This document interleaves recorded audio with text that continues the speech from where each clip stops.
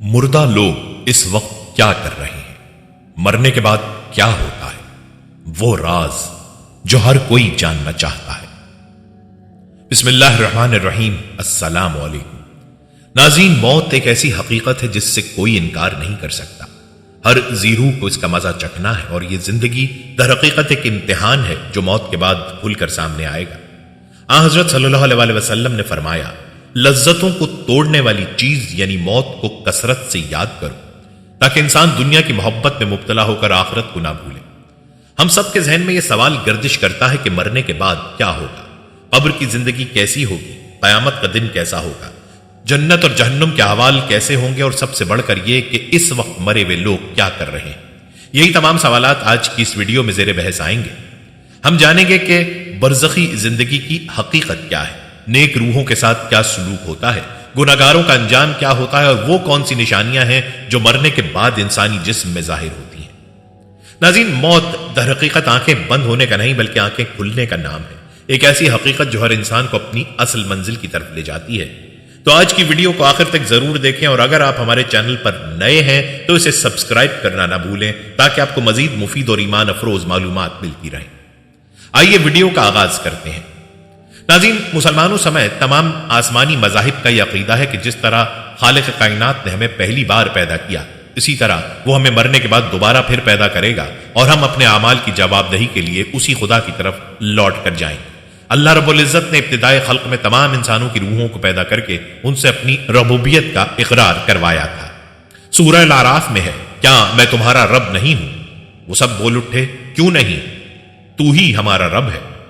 تب سے وہ سب عالم ارواح یعنی روحوں کی دنیا میں قیام پذیر ہیں۔ صحیح بخاری اور صحیح مسلم کی متفقہ حدیث مبارکہ کے مطابق عالم ارواح میں اکٹھے رہتے ہوئے جن ارواح میں آپس میں جان پہچان ہو گئی تھی، وہ اس زمینی زندگی کے دوران بھی ایک دوسرے سے الفت اور محبت کے ساتھ پیش آتی ہیں، اور اس کے برعکس جن ارواح کے درمیان وہاں ایک دوسرے سے شناسائی نہیں تھی، وہ یہاں کر بھی ایک دوسرے سے ناواقف ہی رہتی ہیں۔ سب انسان اپنی اپنی باری پر اس قرۂ ارض پر آتے ہیں اور اپنی زمینی زندگی کی عمر پوری ہونے پر واپس عالم ارواح کی طرف لوٹ جاتے ہیں۔ عالم ارواح بنیادی طور پر دو حصوں پر مشتمل ہے۔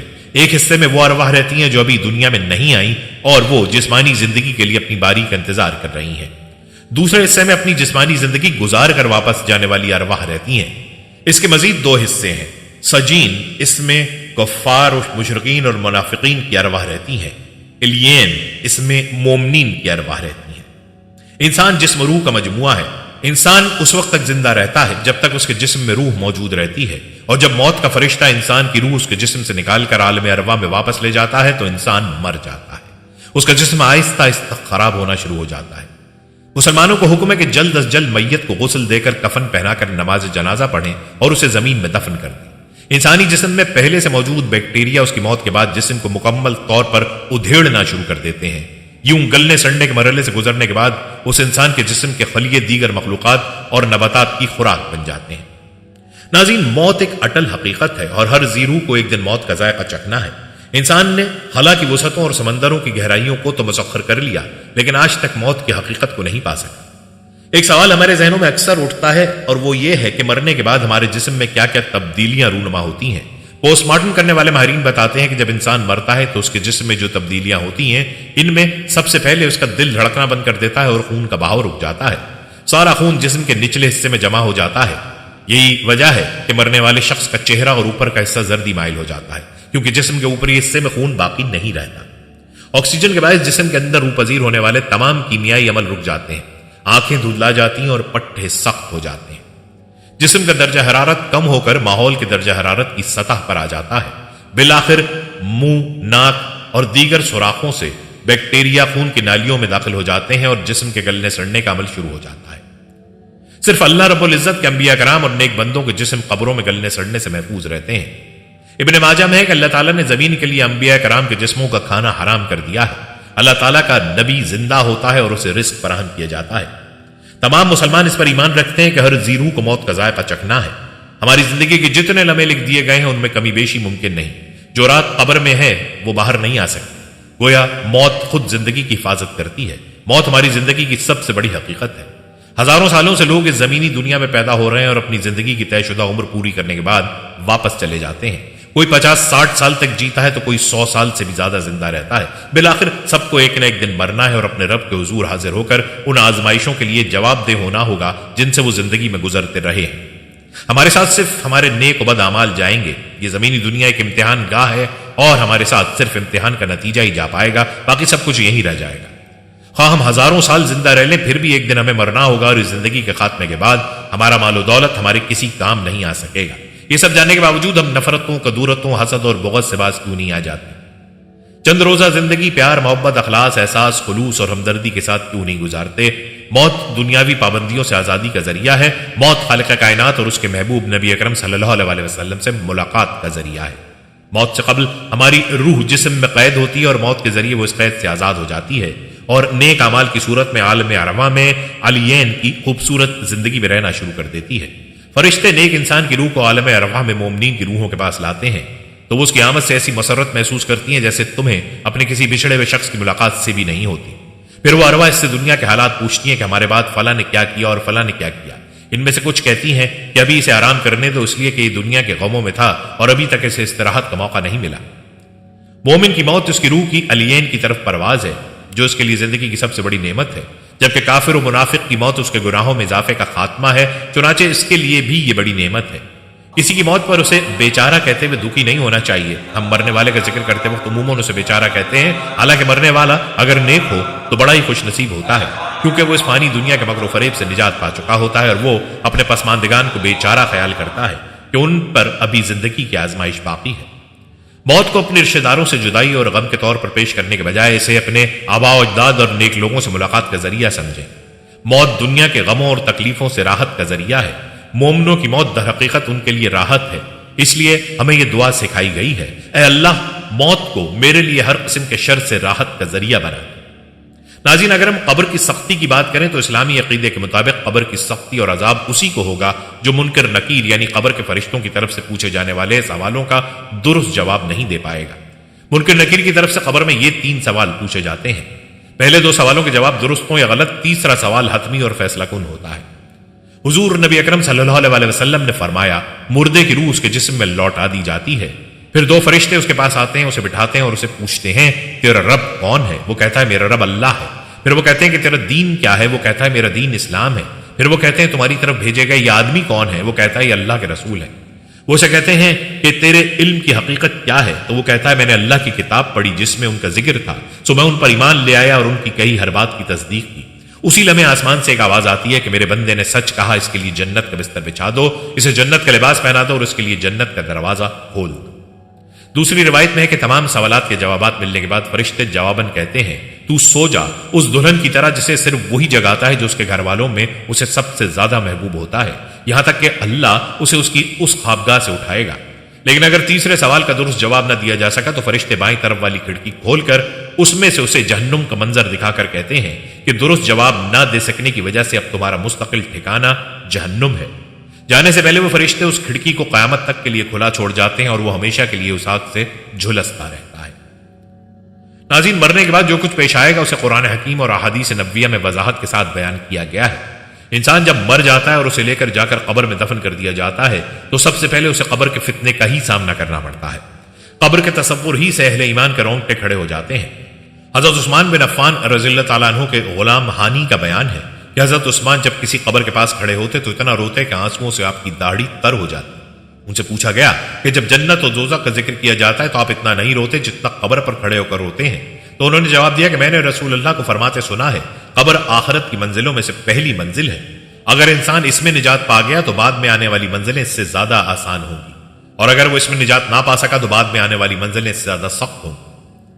اللہ کے رسول صلی اللہ علیہ وسلم برابر ہر نماز کے بعد عذاب قبر سے پناہ مانگتے تھے اور یہ دعا پڑھتے تھے، اے اللہ میں عذاب قبر سے تیری پناہ چاہتا ہوں، اور لوگوں کو بھی آپ اس کی تلقین فرماتے۔ آپ نے فرمایا لوگوں قبر کے عذاب سے اللہ کی پناہ چاہو کیونکہ عذاب قبر برحق ہے۔ انس بن مالک رضی اللہ تعالیٰ عنہ سے روایت ہے کہ وہ کہتے ہیں کہ اللہ کے نبی صلی اللہ علیہ وسلم کا ارشاد ہے، بے شک بندہ جب اپنی قبر میں رکھ دیا جاتا ہے اور اسے دفنانے والے اس سے پیٹ پھیر لیتے ہیں، اس وقت وہ ان کے جوتوں کی آہٹ سن رہا ہوتا ہے تو 2 فرشتے اس کے پاس آتے ہیں اور اسے بٹھاتے ہیں، پھر اس سے پوچھتے ہیں اس شخص محمد صلی اللہ علیہ وسلم کے متعلق تم کیا کہتے ہو؟ مومن کہتا ہے کہ میں گواہی دیتا ہوں کہ وہ اللہ کے بندے اور اس کے رسول ہے، تو اس سے کہا جاتا ہے کہ تم جہنم میں اپنے ٹھکانے کو دیکھو، اللہ تعالیٰ نے اس کے بدلے تمہیں جنت میں ٹھکانہ دیا ہے، تو وہ ان دونوں ٹھکانوں کو دیکھتا ہے۔ رہا منافق اور کافر، تو اس سے کہا جاتا ہے تم اس شخص محمد صلی اللہ علیہ وسلم کے متعلق کیا کہتے ہو؟ وہ کہتا ہے مجھے کچھ پتا نہیں، میں تو وہی کہتا تھا جو لوگ کہتے تھے۔ تو اس سے کہا جاتا ہے تو نے نہ جاننے کی کوشش کی اور نہ ہی تو نے قرآن پڑھا۔ پھر اس کو لوہے کے ہتھیار سے زور سے مارا جاتا ہے کہ اس کی چیخیں نکل آتی ہیں، جنہیں وہ ساری چیزیں سنتی ہیں جو اس کے قریب ہوتی ہیں سوائے انسان اور جنات میں۔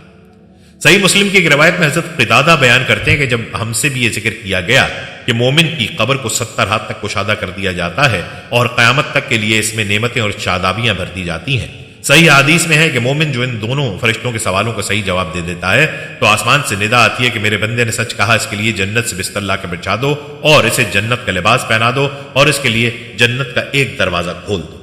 چنانچہ اس کے پاس جنت کی خوشبو اور نعمتیں آتی رہتی ہیں اور اس کی قبر کو حد نگاہ تک وسیع کر دیا جاتا ہے۔ اس کے برخلاف کافر و منافق جو ان دونوں فرشتوں کے سوالوں کا جواب نہیں دے پاتا ہے تو آسمان سے ایک ندا آتی ہے، اس کے لیے جہنم کا بستر بچھا دو اور اس کے لیے جہنم کا ایک دروازہ کھول دو۔ چنانچہ اس سے جہنم کی بدبو اور گرم ہوا اس کے پاس آتی رہتی ہے اور اس کی قبر کو اتنا تنگ کر دیا جاتا ہے کہ اس کی دونوں پسلیاں باہم مل جاتی ہیں۔ حضرت زید بن ثابت سے روایت ہے کہ وہ کہتے ہیں کہ ہم نبی کریم صلی اللہ علیہ وسلم کے ساتھ بنو نجار کے ایک باغ میں تھے۔ آپ اپنے خچر پر سوار تھے کہ اچانک خچر بدکنے لگا، قریب تھا کہ وہ آپ کو نیچے گرا دے۔ ہمیں وہاں کچھ قبریں نظر آئیں۔ آپ نے پوچھا ان قبر والوں کو تم میں سے کوئی جانتا ہے؟ تو ہم میں سے ایک شخص نے عرض کیا اللہ کے رسول میں جانتا ہوں۔ آپ نے پوچھا بتاؤ یہ کب فوت ہوئے تھے؟ اس نے کہا کہ شرک کی حالت ہی میں مر گئے تھے۔ تو آپ نے فرمایا بے شک یہ لوگ اپنی قبروں میں آزمائے جا رہے ہیں، مجھے ڈرنا ہوتا کہ تم مردوں کو دفنانا چھوڑ دو گے تو میں اللہ تعالیٰ سے دعا کرتا کہ وہ تمہیں قبر کے عذاب کو سنا دے جو میں سنتا ہوں۔ عبداللہ بن مسعود سے روایت ہے کہ رسول اللہ صلی اللہ علیہ وسلم نے فرمایا بے شک مردوں کو ان کی قبروں میں عذاب دیا جاتا ہے یہاں تک چوپائے ان کی آوازیں سنتے ہیں۔ یاد رکھیے عذاب قبر سے مراد عذاب برزخ ہے، جو ابھی اس کا مستحق ہوگا اسے یہ عذاب چکھنا پڑے گا، خواہ اسے قبر میں دفن کیا جائے یا آگ میں جلا دیا جائے یا دریا میں ڈال دیا جائے یا کسی درندے نے اسے کھا لیا ہو، کوئی بھی صورت ہو اسے یہ عذاب پہنچ کر رہے گا۔ اللہ تعالیٰ ہر چیز پر قادر ہے، اسے کوئی چیز عاجز نہیں کر سکتی۔ لہٰذا میرے بھائیو ہمیں قبر کے عذاب سے بچنے کی فکر کرنی چاہیے۔ حضرت برا بن عازب رضی اللہ تعالیٰ عنہ سے روایت ہے، وہ کہتے ہیں کہ ہم رسول اللہ صلی اللہ علیہ وسلم کے ساتھ ایک جنازے میں تھے۔ آپ قبر کے کنارے بیٹھے رو رہے تھے، یہاں تک کہ آپ کے آنسوؤں سے سامنے کی مٹی تر ہو گئی۔ پھر آپ نے فرمایا اے میرے بھائیو اس طرح کے دن کے لیے تم بھی تیاری کر لو۔ لہٰذا ناظرین قبر کی زندگی کے لیے تیاری کرنی چاہیے اور اس دن کی تیاری ایمان اور عمل صالح کے ذریعے ہی ہو سکتی ہے۔ قبر میں انسان کے ساتھ اس کا عمل جائے گا اور جیسا اس کا عمل ہوگا اسی کے مطابق اس کے ساتھ سلوک کیا جائے گا۔ رسول اللہ صلی اللہ علیہ وسلم کا ارشاد ہے میت کے ساتھ اس کے پیچھے 3 چیزیں جاتی ہیں، اس کے گھر والے، اس کا عمل اور اس کا مال۔ پھر 2 چیزیں واپس لوٹ آتی ہیں اور ایک ہی چیز اس کے ساتھ باقی رہتی ہے، اس کے گھر والے اور اس کا مال واپس آ جاتا ہے اور اس کا عمل اس کے ساتھ باقی رہتا ہے۔ اس لیے ہم میں سے ہر ایک پر یہ گھڑی آنے والی ہے، لہٰذا ہم میں سے کسی کو بھی اس سے غافل نہیں رہنا چاہیے۔ ایمان کے ساتھ ہمیں کثرت سے نیک اعمال کرتے رہنا چاہیے۔ کب ہم پر یہ گھڑی آ جائے ہم میں سے کسی کو معلوم نہیں۔ ناظرین قبر میں دفنائے جانے کے بعد اس سے اٹھائے جانے کا مرحلہ پیش آئے گا۔ ہم میں سے بہت سے لوگ یہ سمجھتے ہیں کہ ہم مر کر مٹی میں مل جائیں گے، کون ہمیں دوبارہ زندہ کر سکے گا؟ اللہ تعالیٰ کا ارشاد ہے کہ انسان کو اتنا بھی معلوم نہیں کہ ہم نے اسے نطفے سے پیدا کیا ہے۔ پھر یکایک وہ سری جھگڑالو بن بیٹھا اور وہ ہمارے لیے مثال بیان کرنے لگا اور اپنی اصل پیدائش کو بھول گیا، کہنے لگا ان گلی سڑی ہڈیوں کو کون زندہ کر سکتا ہے؟ آپ کہہ دیجئے کہ انہیں وہ زندہ کرے گا جس نے انہیں پہلی مرتبہ پیدا کیا ہے، جو سب طرح کی پیدائش کا بخوبی جاننے والا ہے۔ قبروں سے اٹھائے جانے کے بعد سارے لوگ میدان حشر میں جمع کیے جائیں گے اور اللہ کے سامنے حساب و کتاب کے لیے پیش کیے جائیں گے۔ ارشاد باری ہے تو سور کے پھونکے جاتے ہی سب کے سب اپنی قبروں سے اپنے پروردگار کی طرف تیز تیز چلنے لگیں گے۔ میدان حشر میں لوگ ننگے بدن، ننگے پاؤں اور غیر مختون جمع کیے جائیں گے۔ حضرت عائشہ کا بیان ہے کہ میں نے رسول اللہ صلی اللہ علیہ وسلم کو فرماتے سنا قیامت کے دن لوگ ننگے پاؤں، ننگے بدن اور غیر متون حالت میں جمع کیے جائیں گے۔ میں نے پوچھا اے اللہ کے رسول مرد اور عورت سب ایک دوسرے کو دیکھیں گے؟ آپ نے فرمایا اے عائشہ اس روز کا معاملہ ایک دوسرے کی طرف دیکھنے سے کہیں زیادہ سخت ہوگا۔ ناظرین قرآن و حدیث کی روشنی میں ہر مسلمان کا ایمان و عقیدہ ہے کہ ایک دن ایسا ضرور آئے گا جب دنیا کا سارا نظام ہی درم برہم ہو جائے گا، آسمان پھٹ جائے گا، سورج لپیٹ دیا جائے گا، ستارے ٹوٹ ٹوٹ کر گر پڑیں گے اور حضرت آدم علیہ السلام سے لے کر دنیا میں آنے والے تمام انس و جن کو اللہ کے دربار میں ایسی حالت میں حاضر کیا جائے گا کہ ہر نفس کو صرف اور صرف اپنی ذات کی فکر ہوگی کہ اس کا نامہ اعمال کس ہاتھ میں دیا جائے گا۔ اس کے بعد انہیں دنیاوی زندگی کے اعمال کی جزا یا سزا دی جائے گی۔ اس دن کو یوم القیامہ کہا جاتا ہے۔ قرآن و حدیث میں اس دن کی سختی اور ہولناکی کو بیان کرتے ہوئے فرمایا گیا کہ قیامت کا دن 50,000 سال کے برابر ہوگا۔ قرآن کریم میں تقریباً 70 جگہوں پر یوم القیامہ کا لفظ وارد ہوا ہے، اور الیوم الآخر ودار الآخرہ جیسے الفاظ کا ذکر قرآن کریم میں 20 مرتبہ ہوا ہے۔ نہ صرف مسلمانوں بلکہ عیسائیوں اور یہودیوں کا بھی یہ عقیدہ ہے کہ ایک دن دنیا اور دنیا کی ساری نقل و حرکت ختم ہو جائے گی اور انسان کے دنیاوی اعمال کے مطابق اللہ کے حکم پر جنت یا جہنم کا فیصلہ سنایا جائے گا۔ دیگر قومیں بھی کسی نہ کسی شکل میں قیامت کے دن کو تسلیم کرتی ہیں۔ عقل کا تقاضا بھی یہی ہے کہ اس پوری کائنات کے وجود کا کوئی اہم مقصد ضرور ہونا چاہیے اور اشرف المخلوقات کو اپنے کیے ہوئے اعمال کی جزا یا سزا ضرور ملنی چاہیے۔ قیامت کب واقع ہوگی صرف اللہ تعالیٰ ہی جانتا ہے۔ البتہ قیامت تک آنے والے تمام انس و جن کے نبی حضرت محمد مصطفیٰ صلی اللہ علیہ وسلم نے ایک مرتبہ شہادت اور درمیان والی انگلی کو ملا کر ارشاد فرمایا کہ جس طرح یہ دونوں انگلیاں ایک دوسرے سے ملی ہوئی ہیں، بس سمجھیں کہ میں بھی قیامت کے ساتھ اس طرح بھیجا گیا ہوں۔ یعنی حضور اکرم قیامت کے درمیان کا وقت دنیا کے وجود سے لے کر حضور اکرم کی بعثت تک گزرے ہوئے زمانے کے مقابلے میں بہت کم ہے، اور حضرت محمد مصطفیٰ صلی اللہ علیہ وسلم کے بعد قیامت تک کوئی نبی نہیں آئے گا۔ نیز اس امت کے افراد کی عمریں بہت کم ہے، لہٰذا ہمیں ہر وقت اس عظیم دن کی تیاری کرنی چاہیے۔ قیامت کے واقع ہونے کی تاریخ کا علم تو اللہ کے پاس ہے، ہاں جس شخص کی موت واقع ہو گئی اس کے لیے ایک طرح سے قیامت واقع ہو جاتی ہے، کیونکہ قرآن و حدیث کی روشنی میں ہمارا یہ ایمان و عقیدہ ہے کہ انسان کی جزا یا سزا قیامت تک مؤخر نہیں کی جاتی، بلکہ موت کے بعد صحیح دنیا میں کیے گئے اعمال کی جزا یا سزا شروع ہو جاتی ہے۔ چنانچہ قرآن و حدیث کی روشنی میں پوری امت مسلمہ کا اتفاق ہے کہ قبر جنت کے باغیچوں میں سے ایک باغیچہ بنتی ہے یا جہنم کے گڑھوں میں سے ایک گڑھا۔ دوبارہ اٹھائے جانے کے بارے میں مسند احمد کی ایک روایت میں ہے کہ میدان محشر کی طرف جاتے وقت لوگوں کے 3 گروہ ہوں گے، ایک گروہ سواروں کا ہوگا، دوسرا گروہ پیدل چلنے والوں کا ہوگا، اور تیسرا گروہ ان لوگوں کا ہوگا جو اوندے منہ گھسیٹے جائیں گے۔ اس روایت میں ہے تم قیامت کے دن اس حال میں آؤ گے کہ تمہارے منہ بند کر دیے گئے ہوں گے اور سب سے پہلے تمہاری ران تمہارے بارے میں بیان دے گی۔ قرآن کریم نے اس وقت کا نقشہ ان الفاظ میں کھینچا ہے، اور کوئی دوست کسی دوست کو نہ پوچھے گا، حالانکہ ایک دوسرے کو دکھائے جائیں گے۔ گناہگار اس دن کے عذاب کے بدلے فدیے میں اپنے بیٹوں کو، اپنی بیوی کو، اپنے بھائی کو، اپنے کنبے کو جو اسے پناہ دیتا تھا اور روئے زمین کے سب لوگوں کو دینا چاہے گا تاکہ یہ اسے نجات دلا دیں، مگر ہرگز یہ نہ ہوگا، یقیناً وہ شعلے والی آگ ہے۔ لوگ اپنے اعمال کے مطابق پسینے میں ڈوبے ہوں گے، ان میں سے کسی کا پسینہ اس کے ٹخنوں تک ہوگا، کسی کا اس کے گھٹنوں تک، کسی کا اس کی کوکھ تک، اور کسی کا پسینہ اسے لگام پہنا رہا ہوگا۔ راوی کا بیان ہے کہ رسول اللہ صلی اللہ علیہ وسلم نے اپنے منہ کی طرف اشارہ کیا، یعنی اس کے منہ تک پسینہ ہوگا۔ اللہ تعالیٰ قیامت کے دن آسمان کو لپیٹ کر اپنے دائیں ہاتھ میں لے لے گا اور فرمائے گا، میں ہوں بادشاہ، کہاں ہیں ظلم و سرکشی کرنے والے اور کہاں ہیں تکبر کرنے والے؟ اس دن آنکھیں پھٹی کی پھٹی رہ جائیں گی، سارے لوگ اللہ کے سامنے پیش ہوں گے، ان کی کوئی بھی چیز اس سے پوشیدہ نہ رہ پائے گی۔ اللہ تعالیٰ حساب لینا شروع کرے گا۔ عبداللہ بن مسعود کا بیان ہے کہ اللہ کے رسول صلی اللہ علیہ وسلم کا ارشاد ہے، قیامت کے دن 5 چیزوں کے بارے میں سوال سے پہلے کسی بندے کے قدم اپنے رب کے پاس سے نہیں ٹل سکیں گے۔ اس کی عمر کے بارے میں کہ اس نے اسے کہاں کھپایا، اس کی جوانی کے بارے میں کہ اس نے اسے کہاں گزارا، اس کے مال کے بارے میں کہ اس نے اسے کہاں سے کمایا اور کہاں خرچ کیا، اور اس کے علم کے بارے میں کہ اس نے اس پر کہاں تک عمل کیا۔ اللہ کے رسول صلی اللہ علیہ وسلم فرماتے ہیں کہ ایک کافر قیامت کے دن بلایا جائے گا، اسے پوچھا جائے گا کہ اگر تجھے زمین بھر کے سونا مل جائے تو کیا فدیے میں دے کر اپنی جان چھڑا لینا چاہے گا؟ وہ جواب دے گا ہاں، تو اس سے کہا جائے گا تجھ سے تو اس سے کہیں زیادہ آسان چیز کا مطالبہ کیا گیا تھا۔ ایک روایت میں کہ اللہ سے کہے گا کہ میں نے تو تجھ سے اس سے زیادہ آسان چیز کا مطالبہ کیا تھا جب تو آدم کی پشت میں تھا کہ میرے ساتھ کسی کو شریک مت کرنا، لیکن تو نہیں مانا، شرک کرتا رہا۔ ناظرین، مختصراً یہ کہ حساب و کتاب کے بعد لوگوں کے نام اعمال کو ان کے ہاتھوں میں دیے جانے کا مرحلہ آئے گا۔ یہ مرحلہ مجرموں کے لیے کتنا سخت ہوگا، قرآن نے اس کا نقشہ ان الفاظ میں کھینچا ہے۔ اور نامہ اعمال سامنے رکھ دیے جائیں گے، بس تو دیکھے گا کہ گناہگار اس کی تحریر سے خوف زدہ ہو رہے ہوں گے اور کہہ رہے ہوں گے، ہائے ہماری خرابی، یہ کیسی کتاب ہے جس نے کوئی چھوٹا بڑا بغیر گھیرے کے باقی ہی نہیں چھوڑا، اور جو کچھ انہوں نے کیا تھا سب موجود پائیں گے، اور تیرا رب کسی پر ظلم و ستم نہ کرے گا۔ یہ وہ وقت ہوگا جب لوگ 2 حصوں میں بٹ جائیں گے، کچھ لوگ وہ ہوں گے جن کا نام اعمال ان کے دائیں ہاتھ میں دیا جائے گا، یہ خوشی کے مارے لوگوں سے کہتے پھریں گے، لو میرا نامہ اعمال پڑھو، مجھے تو کامل یقین تھا کہ مجھے اپنا حساب ملنا ہے۔ اور کچھ لوگ وہ ہوں گے جن کا نام اعمال ان کے بائیں ہاتھ میں دیا جائے گا، وہ مارے افسوس کے کہیں گے، کاش کہ مجھے میری کتاب دی ہی نہ جاتی اور میں جانتا ہی نہ کہ حساب کیا ہے، کاش موت میرا کام ہی تمام کر دیتی، میرے بال نے مجھے کچھ بھی نفع نہ دیا، میرا غلہ بھی مجھ سے جاتا رہا۔ ناظرین، نامہ اعمال پالنے کے بعد سارے لوگوں کو پل صراط سے گزرنا ہوگا۔ اس کے بارے میں ارشاد باری تعالیٰ ہے، تم میں سے ہر ایک وہاں ضرور وارد ہونے والا ہے، یہ تیرے پروردگار کے ذمے قطعی فیصل شدہ امر ہے۔ اللہ کے رسول صلی اللہ علیہ وسلم فرماتے ہیں پھر پل کو لایا جائے گا۔ ہم نے پوچھا اللہ کے رسول پل کیا چیز ہے؟ آپ نے فرمایا وہ گرنے اور پھسلنے کی جگہ ہوگی جس میں آنکس اور آنکڑے ہوں گے، چوڑے چوڑے کانٹے ہوں گے، ان کے سر سادان کے خمدار کانٹوں کی طرح ہوں گے جو نجد میں ہوتے ہیں۔ مومن اس پر سے پلک جھپکنے کے مانند بجلی کی طرح ہوا کے تیز رفتار گھوڑے کی طرح گزر جائیں گے۔ ان میں سے بعض تو صحیح سلامت نجات پانے والے ہوں گے اور بعض جہنم کی آگ سے جھلس کر بچ نکلنے والے ہوں گے، یہاں تک کہ آخری شخص اس پر سے گھسٹتا ہوا گزرے گا۔ ابو سعید خدری رضی اللہ تعالیٰ عنہ ایک روایت میں کہتے ہیں وہ بال سے باریک اور تلوار سے تیز ہوگا، اس پل پر سے سب کو گزرنا ہوگا۔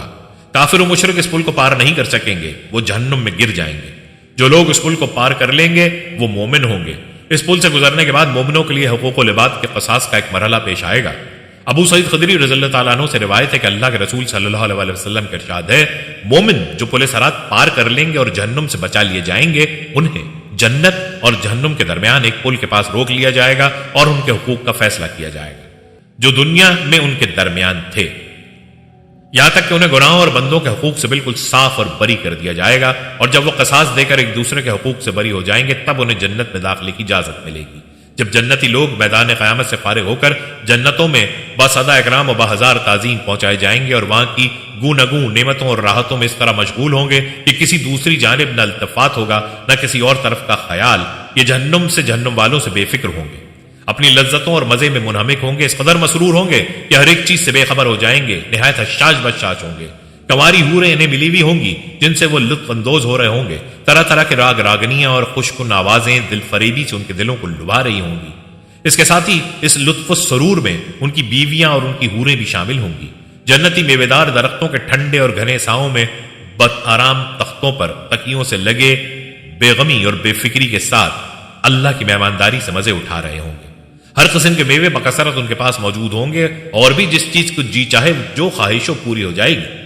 سنن ابن ماجہ کی کتاب الزہد میں اور ابن ابی حاتم میں ہے رسول اللہ صلی اللہ علیہ وسلم نے فرمایا کیا تم میں سے کوئی اس جنت میں جانے کا خواہش مند اور اس کے لیے تیاریاں کرنے والا اور مستعدی ظاہر کرنے والا ہے جس میں کوئی خوف و خطر نہیں؟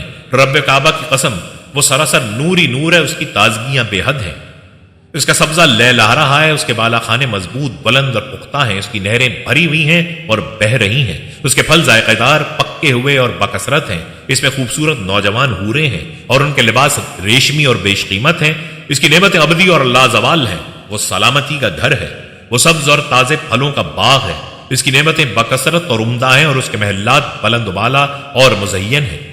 یہ سن کر جتنے صحابہ رضی اللہ عنہم تھے سب نے کہا یا رسول اللہ ہم اس کے لیے تیاری کرنے اور اس کے حاصل کرنے کی کوشش کرنے والے ہیں۔ آپ صلی اللہ علیہ وسلم نے فرمایا انشاءاللہ کہو، چنانچہ انہوں نے کہا انشاءاللہ۔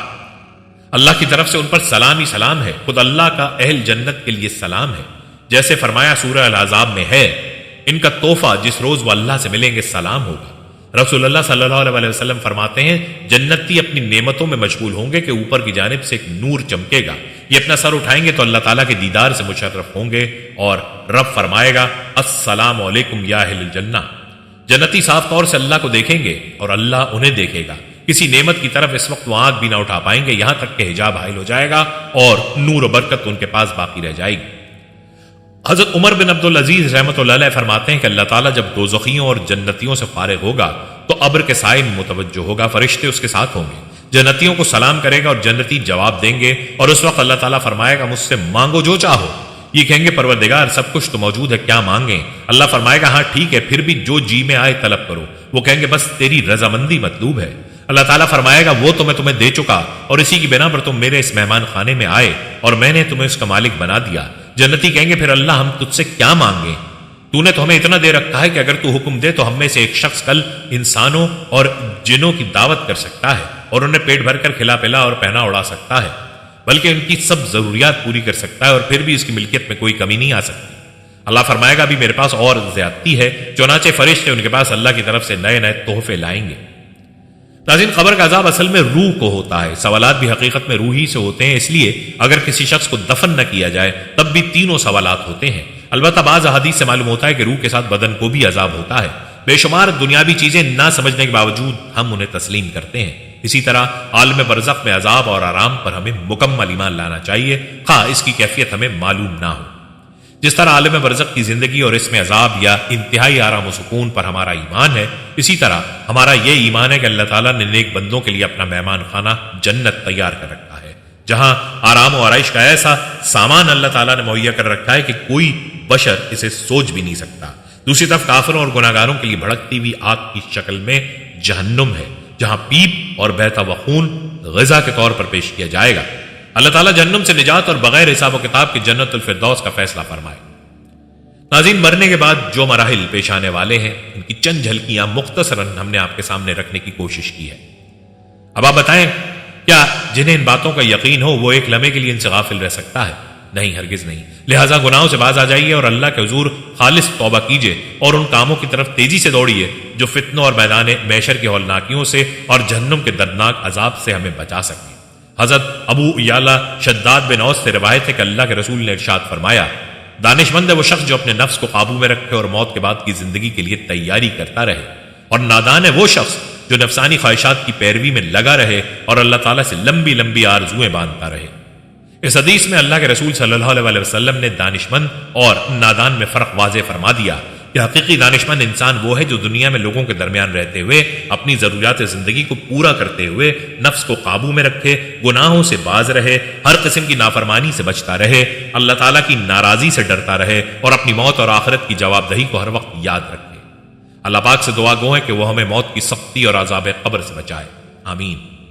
ناظرین، یہ تھی ہماری آج کی ویڈیو۔ ہم امید کرتے ہیں کہ آپ کو ہماری آج کی ویڈیو ضرور پسند آئی ہوگی۔ اگر آپ کو ہماری آج کی ویڈیو پسند آئی ہے تو آپ سے گزارش کرتے ہیں کہ آپ ہمارے چینل کو ضرور سبسکرائب کر لیں اور ساتھ ہی لگے بیل کے بٹن کو بھی پریس کر لیں تاکہ آپ کے پاس ہماری آنے والی مزید معلوماتی ویڈیوز کا نوٹیفیکیشن بر وقت ملتا رہے۔ سبسکرائب کے ساتھ ساتھ ہماری ویڈیو کو لائک بھی کریں اور اپنی قیمتی رائے کا اظہار کمنٹس میں ضرور کریں۔ کمنٹس میں آپ اپنے سوالات بھی ہم تک پہنچا سکتے ہیں۔ اللہ تعالیٰ آپ کو اپنے حفظ و امان میں رکھے، آمین۔